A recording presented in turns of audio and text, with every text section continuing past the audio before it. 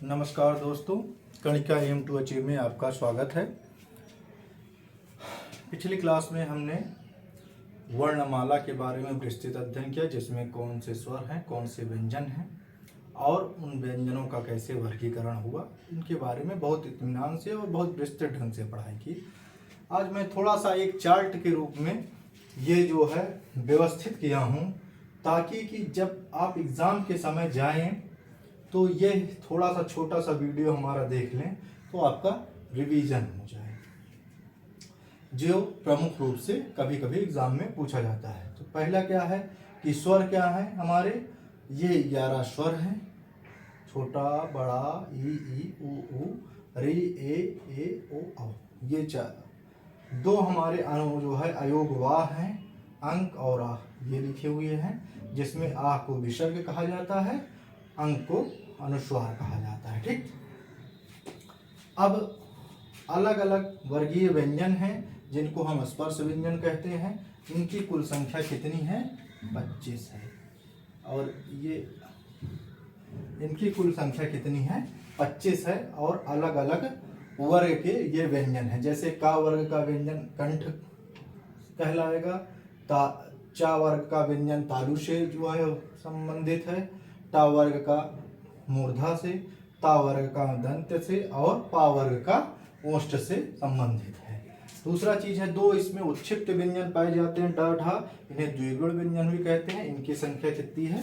2 है, तो ये नोट करिए। तीसरा है कि हमारा अंतस्थ व्यंजन जो है 4 है, या रा ला वा, तो ये 4 हो जाएंगे। ऊष्म व्यंजन 4 हैं, ये 4 हमारे कहलाते हैं। संयुक्त व्यंजन कौन से 4 हैं? तो ये 4 हैं। ठीक, इसी के साथ अगर हम लिखेंगे मूल वर्णमाला में वर्ण कितने हैं, तो वो हो जाएंगे 52। मानक वर्णमाला में कितने वर्ण हो जाएंगे, तो वो कितने हो जाएंगे? 49। ये एकदम आपको याद रहना चाहिए। अब इसी में कुछ चीजें और थोड़ा सा ऐड कर लेते हैं। जैसे ये पंचवा जे अक्षर, इनको अनुनासिक कहा जाता है। इनको क्या कहा जाएगा? अनुनासिक व्यंजन कहा जाएगा। या और वा को अर्धस्वर भी कहते हैं। रा को हम क्या कहते हैं? लुंठित कहते हैं। ला को पार्श्विक कहते हैं। ठीक है, यह जो सा है दंत, ये हमारा सा तालव्य सा होगा, ये हमारा मूर्धन्य सा होगा, और ये हमारा दंती होगा, वत्सन कहते हैं। हा को हम स्वतंत्र यंत्रमुखी कहते हैं, तंत्र यंत्रमुखी कहते हैं, या काकल्य कहते हैं। ठीक है, ये हमारे 4 संयुक्त व्यंजन हैं। इनके बारे में हमने संयुक्त व्यंजन में बता ही दिया है। इस तरीके से जैसे क्वेश्चन पूछ लेता है कि जो है अब कि हिंदी वर्णमाला में कितने स्वर हैं? 11। अयोगवाह की संख्या कितनी है? 2। विसर्ग निम्नलिखित में से कौन से अयोगवाह हैं, पहचानिए। तो अंक और आ जो है अयोगवाह है, बाकी सारी चीजें नहीं है। लुंठित वर्ण कौन सा है? तो रा है। पार्श्विक वर्ण कौन सा है? तो ला है। अर्ध स्वर किसे कहते हैं? तो या और वा को कहते हैं। तालव्य सा कौन सा है? मूर्धन्य सा कौन सा है? दंत्य सा कौन सा है? दंत्य सा कौन सा है? और काकल्य कौन सा वर्ण होता है? ये हो गया। उत्क्षिप्त व्यंजन कौन सा होता है? ये पूछ लिया। यह पूछ लिया निम्नलिखित में से कौन सा कंठ वर्ग का है, कौन सा तालु वर्ग का है, कौन सा मूर्धा वर्ग का है, कौन सा दंत वर्ग का है, कौन सा ओष्ठ वर्ग का व्यंजन है। तो इस तरीके से हम लोग बात कर लेंगे।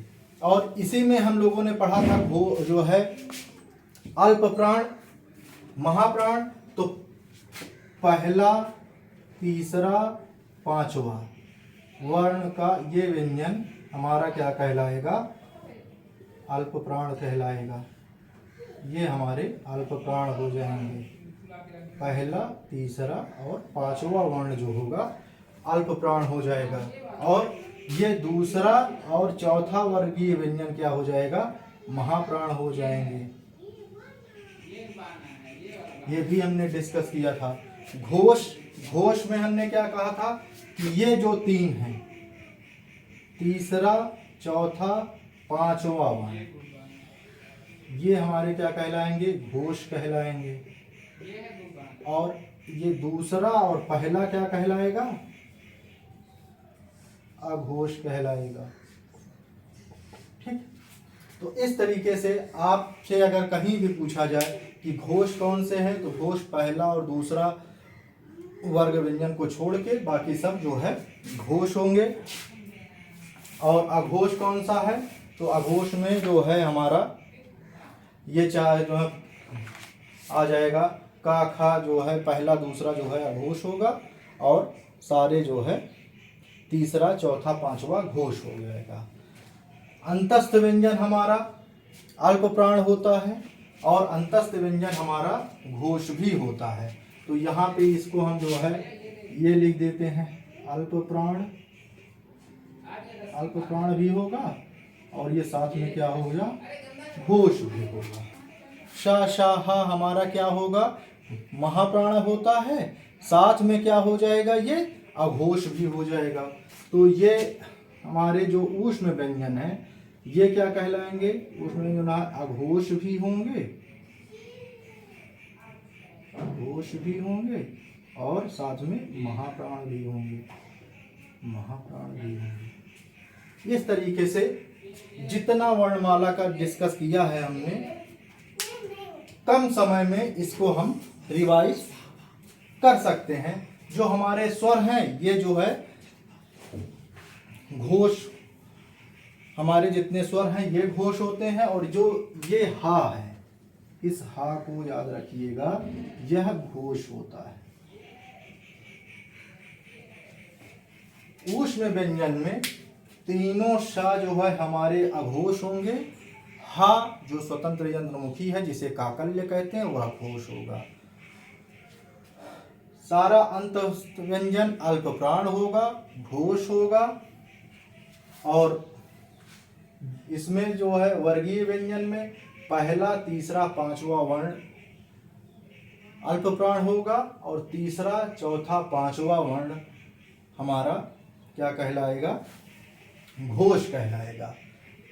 यह मोटा माटी हमने इसका जो है थोड़ा सा प्रोजेक्ट करके दिखा दिया है कि ताकि आपको आसानी हो रिवाइज करने में। बाकी एक बार आप अपना जो जैसे हमने पढ़ाया है उसको आप अच्छे से जो है रिवाइज करिए, उसकी नोट्स बना लीजिए तो ज़्यादा बेहतर हो। बाकी हम प्रयास करेंगे कि इसका PDF भी आप लोगों को उपलब्ध करा सकें। ठीक है। ये सारा आज हमारा वर्णमाला टॉपिक कंप्लीट होता है। आप लोगों को ये कैसा लगा ज़रूर कमेंट में बताएं। साथ में अपने अन्य साथियों से इसे साझा करें। बहुत बहुत